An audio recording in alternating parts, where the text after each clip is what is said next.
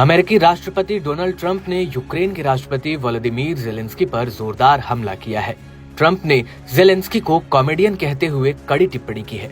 Trump ने आरोप लगाया कि ज़ेलेंस्की ने अमेरिका से भारी आर्थिक सहायता प्राप्त करने के बावजूद युद्ध को ऐसे मोड़ पर लाकर खड़ा किया जिससे कोई समाधान निकलता नहीं दिख रहा। उन्होंने कहा कि अमेरिका ने यूरोप के मुकाबले कहीं अधिक वित्तीय संसाधन इस संघर्ष में झोंक दिए हैं, लेकिन इसके बदले में कोई ठोस नतीजा नहीं मिला।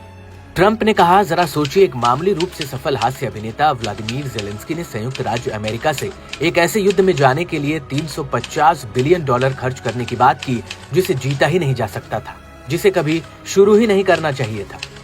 ये एक ऐसा युद्ध है जिसे वह अमेरिका और ट्रंप के बिना कभी भी सुलझा नहीं पाएंगे। ट्रंप ने यह भी आरोप लगाया कि यूक्रेन को दी गई आर्थिक मदद का बड़ा हिस्सा कहीं न कहीं गुम हो चुका है और इसके बारे में पारदर्शिता नहीं बरती गई।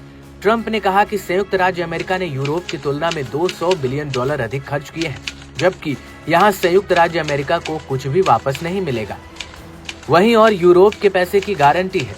बावजूद नींद में डूबे जो बाइडेन ने समानता की मांग क्यों नहीं की? क्योंकि ये युद्ध हमारे मुकाबले यूरोप के लिए कहीं अधिक महत्वपूर्ण है। हमारे पास अलगाव के रूप में एक बड़ा सुंदर महासागर है। इसके अलावा ज़ेलेंस्की ने स्वीकार किया कि हमने उसको जो पैसा भेजा था उसका आधा हिस्सा लापता है।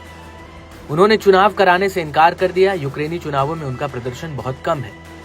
ज़ेलेंस्की पर निशाना साधते हुए ट्रंप ने अमेरिका के पूर्व राष्ट्रपति जो बाइडेन को भी आड़े हाथों लिया। ट्रंप ने कहा कि ज़ेलेंस्की एकमात्र चीज में अच्छे थे, उनको बाइडेन को एक सारंगी की तरह बजाना था।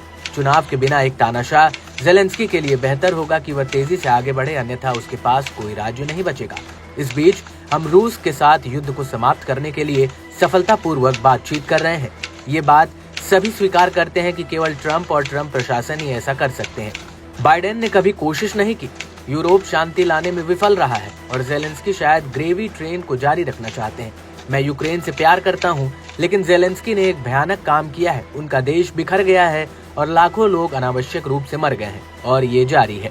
ट्रंप ने जोर देकर कहा कि ज़ेलेंस्की का नेतृत्व कमजोर हो रहा है और उन्होंने राजनीतिक रूप से अपरिपक्व फैसले लिए हैं, जिससे यूक्रेन की स्थिति और बिगड़ गई। उन्होंने कहा कि बाइडेन प्रशासन ने इस मुद्दे पर कोई ठोस कूटनीतिक पहल नहीं की जिससे अमेरिका को फायदा हो। इसके विपरीत उन्होंने ये दावा किया कि केवल उनका प्रशासन ही रूस के साथ बातचीत कर इस युद्ध को समाप्त करने में सक्षम था।